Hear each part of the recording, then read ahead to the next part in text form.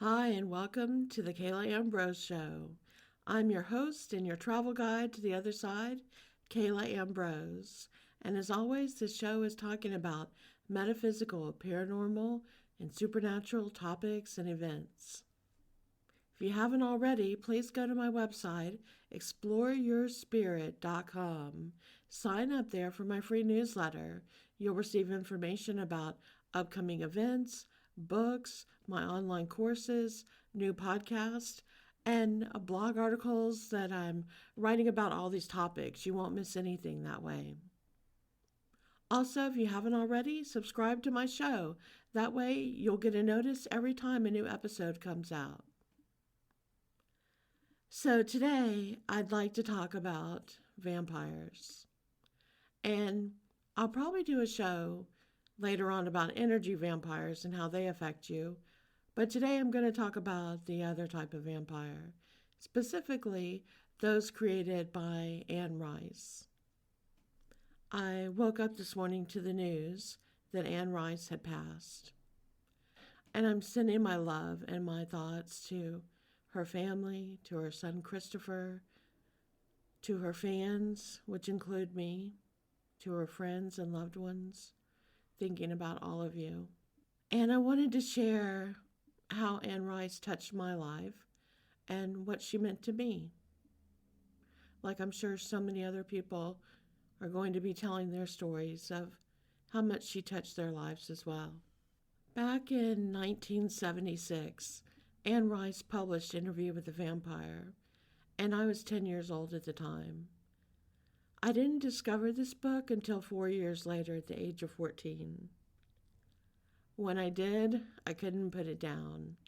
I can't even explain how much that book touched me and affected me.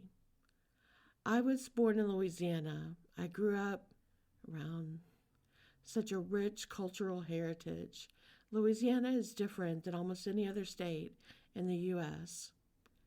There's magic in the land there, in the swamps, in the rivers, all of it. New Orleans, as everyone knows, is the epicenter of that magic there, the Crescent City. But the roots run deep, and all of Louisiana has a supernatural feel to it, has an ethereal feel. There's magic in the air, in the land, in the soil, in the water. It's unlike any other place I've ever lived or been, and I've done my share of traveling and moving throughout this lifetime. Due to events with my family, we moved from Louisiana, and that began a series of moves for my family over many years. At this time, I was going through one of the most challenging moves of my life as we had moved to Alaska. It's a little bit away in every aspect from Louisiana. The culture, the people, the food, the temperature, the climate, you can imagine. But the one thing that was able to stay consistent in my life through all my changes was my love to read. I had begun reading very young as a child, and you've heard me tell stories of in elementary school days how I would question the books I was reading.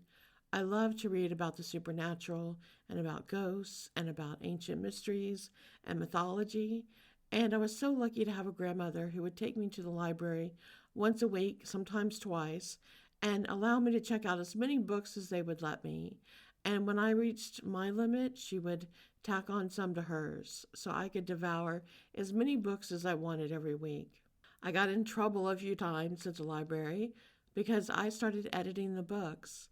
I would read ancient mythology and stories, like about Medusa, and I would start to edit the book saying, this is not right, this is not the meaning of Medusa. The snakes don't mean what they're saying here.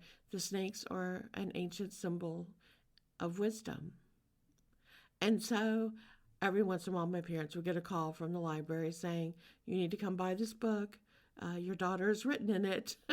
And so we consider it damaged now, and you'll need to pay for it. And that's how I ended up originally with a little collection of books, what I called my beginner's library.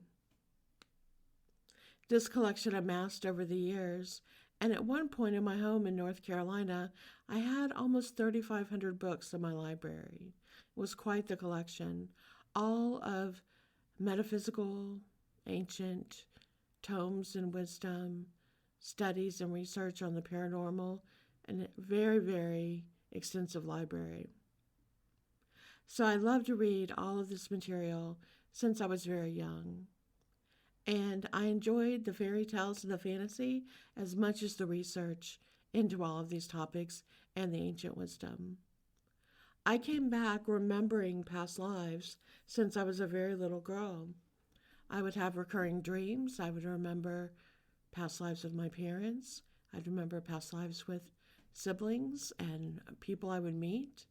I remember past lives where I was teaching these wisdom teachings before, where I lived in temples when I was a priestess. So many lifetimes. And so at the age of 14, when I first discovered the Interview with a Vampire book, I begged and begged my mother, please, to let me have it. And so she indulged me, as books were my favorite gift and my favorite pastime, and still to this day are. As soon as I delved into that book, I was taken back to my beloved Louisiana. Anne Rice writes in such an incomparable way. Her grasp and ability to depict a scene, to describe what an area is like, is just simply astonishing to me. I was in high school at this point, and I was writing creative writing. I'd written for the literary journal at school. I was writing for the newspaper. There, I was involved in any kind of writing that you could think about, any type of mass communications. I competed in debate, any type of public speaking, just loved communication in all its forms. And I'm reading this book, and with every page that I turn, I see Louisiana again. I smell, I feel, I touch, I taste. It was the closest thing to home that I could find, being so far away at the time, living in Alaska. Obviously, I'm aging myself here describing this time. So those of you who remember that far back know that it was almost impossible to even have a long-distance phone call. The cost was so much to talk more than a few minutes to anyone. And there was no internet, no smartphones. Letters were the way most people communicated. So it was really difficult to connect and to stay connected when you had moved away from loved ones or a place that you loved. And I had done both when we moved from Louisiana. So here I am, feeling a million miles away, and I'm reading this book that takes me right back, like I'm walking the streets of New Orleans, has me breathing in the night jasmine and the honeysuckle and the sounds of New Orleans, the feeling, everything. It was like she could paint by her writing, and the scene would actually appear before my eyes. It was incredible. And then, of course, to depict vampires the way that she did, to give them such a depth of emotion and philosophical being, and to explain their torments, their delights, their sensuality. It's incredible, absolutely incredible, the way she wrote. I became such a fan as I continued to read her books through the years. And I once wrote her a very long letter, a fan letter that I wanted to mail to her. But it was so intense. I struggled for so long to find the words that I wanted to put on paper to explain to her. How she made me feel with her writing, how she brought me into the moment and into the scene, and how during a time when I was so homesick that she would give me the gift of letting me see and feel and touch what back home felt like. That I could feel Louisiana, I could feel New Orleans, I could feel the people, the energy. It was something I needed so much when these days I just don't know if it can feel the same. The way now you can look at live camera feed of a place. You can go on Instagram and see pictures of it. You can Google so many websites, see live video, and hear everyone talking about it. It was just such a different time at that time. You could buy, say, a hardcover coffee table book that would have some pictures, but just so different. We were so disconnected at that time. If you moved away, you really were away. And then I fell in love with her stories. It's hard to pick a favorite because they're all so good. But I guess for me, it's a toss-up between Interview with a Vampire and The Witching Hour. Those two will always be my most favorite. More than anything, I respected her as a writer, how someone had that amazing ability to write so descriptively and beautifully.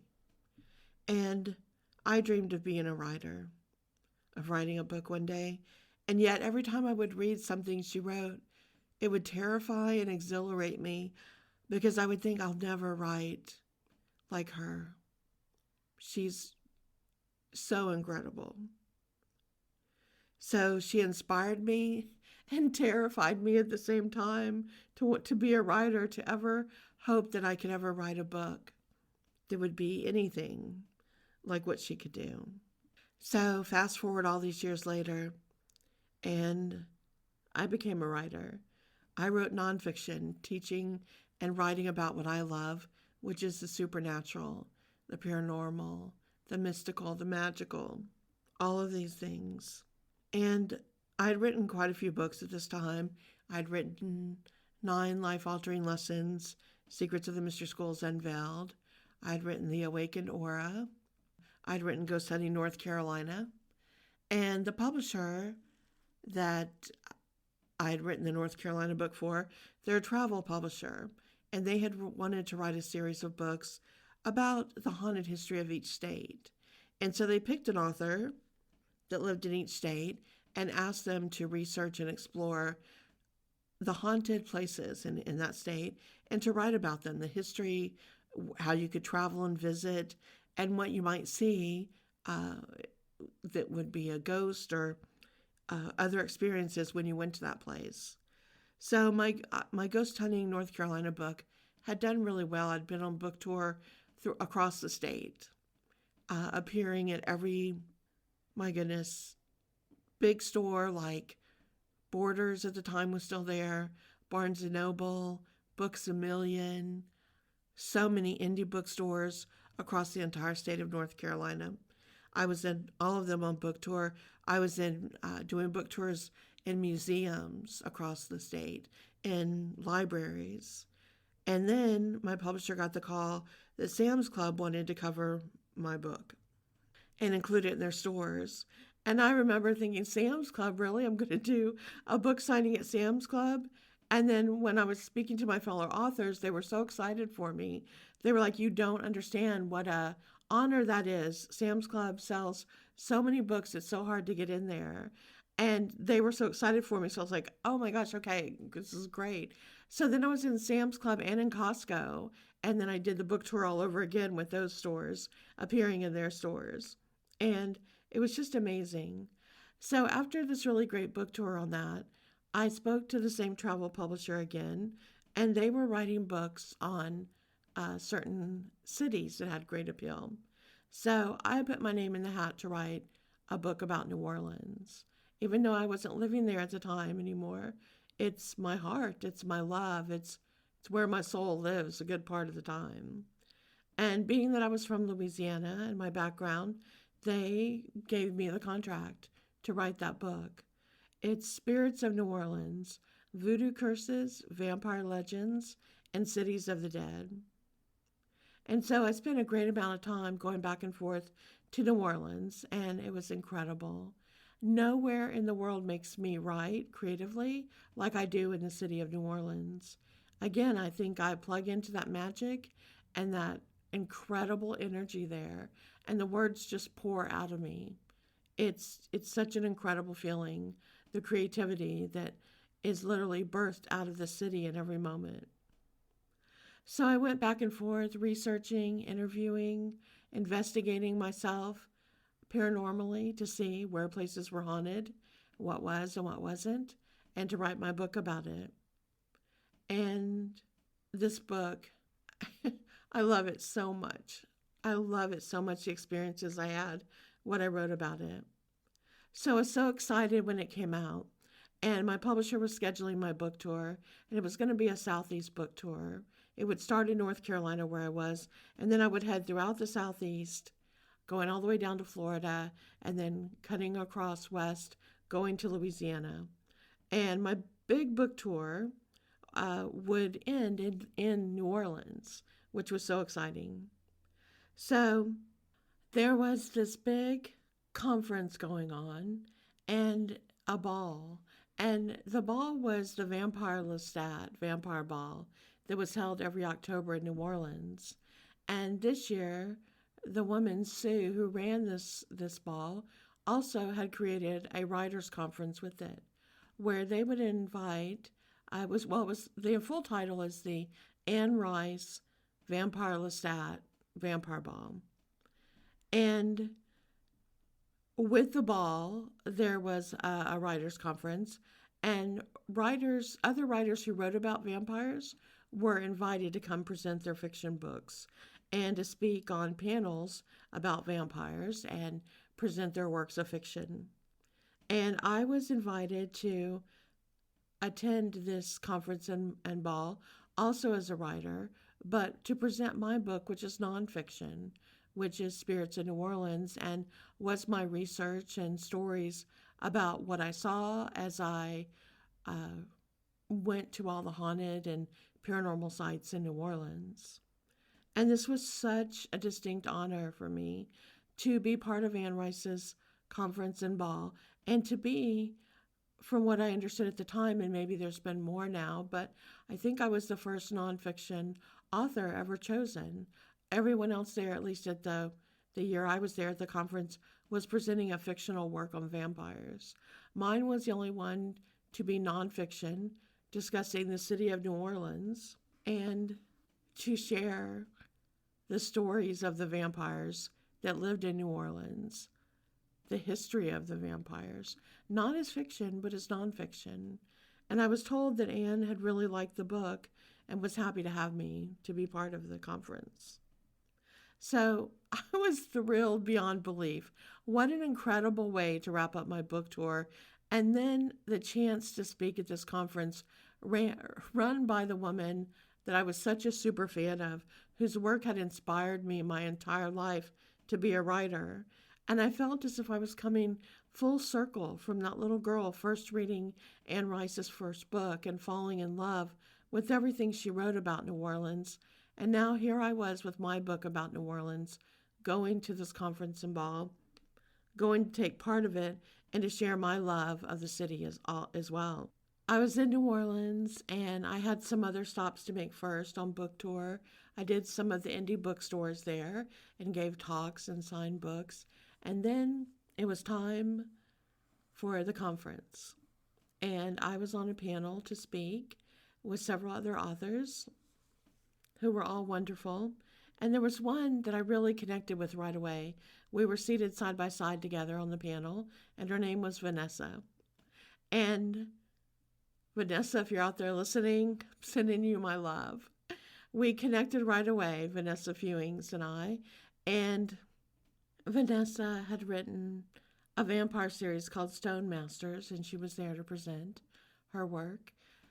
So we were on the panel, and we all answered questions and spoke, and she and I got to talking after our panel was over, and we just instantly clicked, like you do with some people. And so we talked about the ball that we were going to that evening, to the vampire ball. And she asked me about my work and the books that I wrote and the metaphysical teachings that I did. And we ended up having this great conversation about light and energy and the universe and being able to visualize what you want and to manifest it. And we both spoke as writers, how we had visualized and worked to manifest our dreams to become authors who were doing book tours, who were making a living at writing, and all the things that we had dreamed of. So we agreed to meet up in the lobby there of the hotel we were at before going to the ball that evening to go together. I was also there with my husband and my sister and her husband, and she was there on her own. So it was wonderful that it worked out that we could see each other and be together as authors and to have her with us as we went to this event. That night was the vampire ball, and I had heard so many stories about it. And everyone was so excited because Anne was there and her son Christopher was there, and she was going to be giving a special talk that evening at the ball. And everyone was just so excited to be there. And these events are just over the top amazing. They just go full out. Anything in New Orleans is going to be a party like no party you've seen. The costumes, the designs, the event planning, every thought that's put into every single detail. Incredible.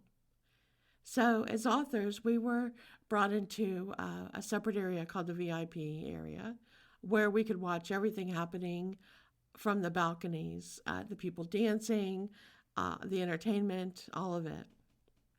And we were sitting there having a good time. We had met other people.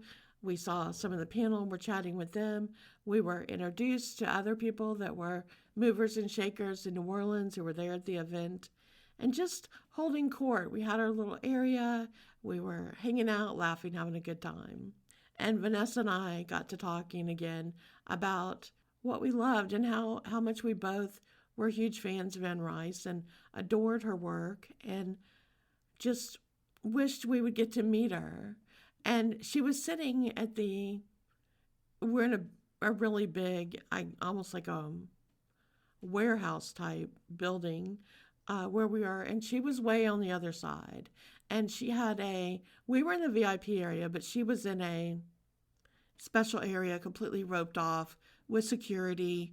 She was there, just to attend the event and to see. And you had to go through a lot to get to even get close to her. And so Vanessa was saying, let's do it. Let's manifest this. Let's put all this energy we talk about. Let's make it happen. Let's go meet her. So we walked over together and moved through the crowds until we got over in that area. And there were people all around. It was thick with people. I was in this costume that I'd worn that had a long cape, and someone else in a costume was stepping on my cape and had me stuck, and we had to get me loose. It was just so funny. And we got over there close enough, and we were like, if there's a way, if it's meant to be, we'll manifest this and we'll get to go meet her and talk with her and be able to tell her how she both inspired us and what we've always thought. So we get closer and we're just wondering, we can see her, but we're nowhere near. And all of a sudden, Sue comes up, the woman who organizes the entire event, the conference, the ball. She did this for years and years. She was Anne's personal assistant for many years. Wonderful woman. And we say hello to Sue, and she's like, oh, would you like to come meet Anne? And we're like, why, yes, we would. And so we're grinning at each other like little girls, so excited. And so she takes our hands and she pulls us through, and we get to sit down next to Anne and have a conversation with her.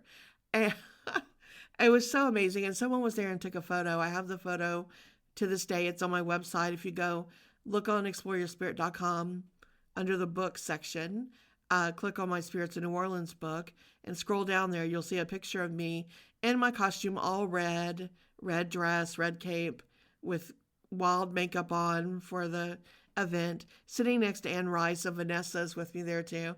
And we're having this wonderful conversation.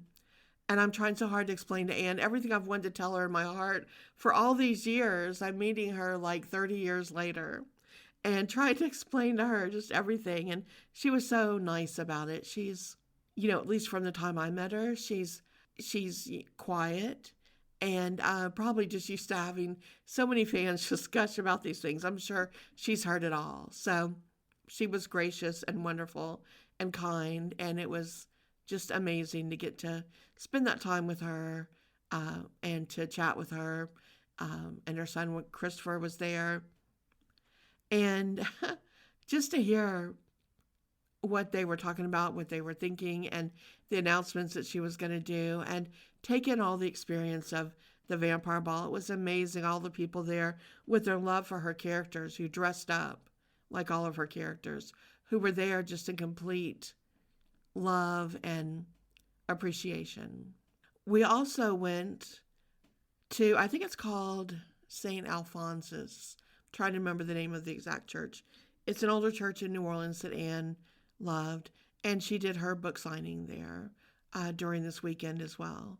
So we as the authors were invited to attend this event as well. And Vanessa and I were there with, oh gosh, several of the other authors from our panel and other panels as well. We'd all gotten to know each other, so we were up front there in the church by where Anne and Christopher were signing their books. It was beautiful. They had someone playing live music, and again, people dressed and waiting in long, long lines to meet her and to share their love about everything she does with her. And to be in this beautiful old church, just incredibly surreal and gorgeous. I have pictures of that somewhere too. It was such an amazing, magical time. And then to top it off, the next night, I had been invited to the New Orleans Witches Ball. And this is an incredible ball put on by real witches in New Orleans every October. And they rent a mansion that is on St. Charles Avenue, if you know New Orleans. So beautiful, beautiful, right there, the Garden District, most gorgeous mansion. And this mansion was featured in American Horror Story. If you remember the season called Coven, which was in New Orleans about the witches, and there was a school that the girls went to, that's the mansion. So if you've seen that mansion on that show, that's the mansion I was in for the New Orleans Witches Ball.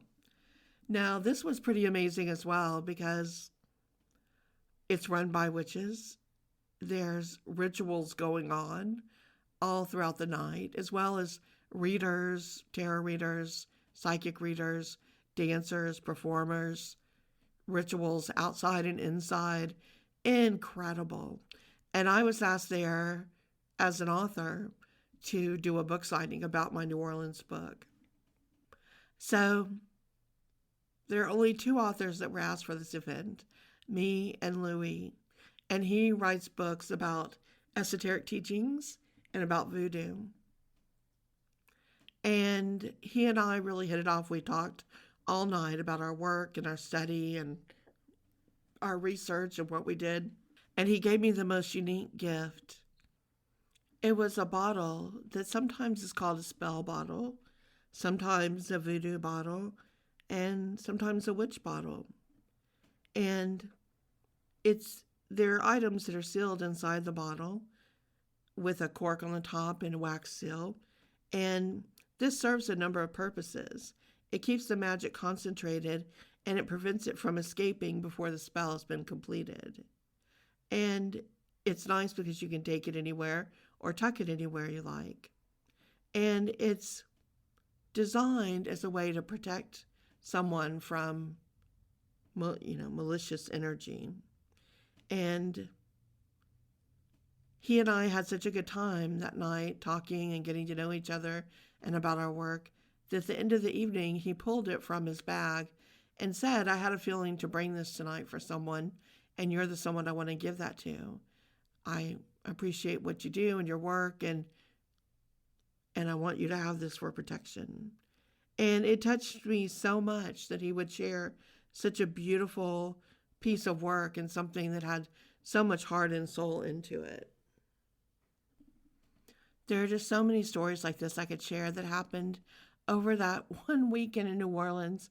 But then again, every weekend I spent in New Orleans, the magic, the history, the mystery, the experiences are so rich and unique and incredible. It was such a great evening, and I was so touched by everyone I met there. Carol Crow is the amazing woman and witch who runs the New Orleans Witches Ball and puts on a world-class event. And people do really attend from around the world. Absolutely stunning and beautiful. And both she and Sue work together in tandem, planning it out. So one evening is the vampire ball, the other is the witch's ball. They're completely different in the way they're run and what the event feels like. The vampire ball is huge with so many fans and in a huge, like I said, warehouse space event to accommodate everyone. Where the witch's ball is more intimate in this mansion with a smaller group of people who are really dedicated to the magic and the work and of being what it means to be a witch in New Orleans. Both equally stunning and beautiful and amazing in their way. And without a doubt, some of the most wonderful memories I have of this lifetime were attending both of those events. I have a picture of me there too at the Witch's Ball, also on the same spot on the website on exploreyourspirit.com. And now I know there's one book left to come out by Anne Rice, and I can't wait to read it. I'll treasure it like I'll treasure the memories I have reading her very first book, Interview with the Vampire, and I've read every single one of her books. She's a treasure. She leaves behind a legacy that is so vast and beautiful and touching and human and explaining the human condition and enlightening, fascinating, encouraging us all to dream and to think about what else is out there, what else exists beyond what we call human, and how we all mix in and connect in this earthly plane. I find myself struggling again, just like I did when I first read her book, and just like I did when I met her, to find the words to even come close to explain how amazing she was as a writer. Funny enough, I don't think words can do it justice. You just have to read it and experience it to truly understand. It's a power and a force beyond a simple explanation. Someone who so truly put all that she had, her heart, her soul, her mind, her talent, her pain, her loss, her grief, her joy, her love her love her love of people, all of that she poured into her work. I can only hope now that she's happily reunited on the other side with her beloved husband and her daughter. She suffered through a lot of loss in this lifetime, losing her daughter at a young age, and then her husband. And I empathize with that, being a widow myself, and understanding what that pain and loss feels like. I wish all the best for her son, Christopher, and hope that he's doing well. And even though I was only able to meet him one time and just briefly say hello and have a chat at that moment when Vanessa and I manifested our way into that area to meet them in New Orleans, I wish him all the best. If you haven't ever explored Anne Rice's vampire series, I highly encourage it. If you're one of the younger generations and you're wondering who is Anne Rice and this vampire series because you only heard of Twilight, I encourage you to go find those books. They'll teach you more about vampires and life of the living and the undead than you'll ever imagine. They will transport you. And for those of you like me who discovered her early on and have read her works, let us take a moment to say thanks and to express our love and gratitude to someone so profoundly talented and exquisite and beautiful.